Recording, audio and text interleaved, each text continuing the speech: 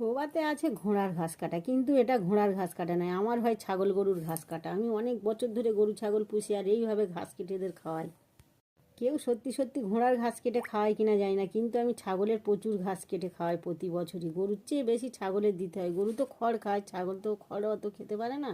এই করে আমার দিন চলে যায়। অনেকে বলে, হাসে, মানে রাগায়ও আমার প্রচুর, এই ঘাস ফাস কাটি বলে, মাঠে ফাটে ঘুরি বলে। যাই হোক, আমার দিন এইভাবেই কেটে যায়। যাই হোক, যদি দিন কটা এইভাবে কেটে যায় তো ভালো, আর ওদের নিয়ে আমার বেশ ভালোই কাটে দিন।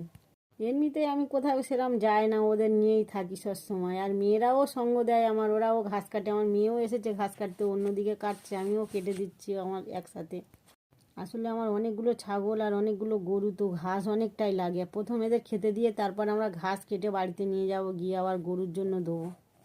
গরু তবু খড় খোল ভুসি এটা সেটা দিয়ে খড় মেখে দিলে খায়, কিন্তু ছাগল একটু কম খায় খড়, ওই জন্য ঘাস এদের দিতে হয়। কত খড় খাবে এরা?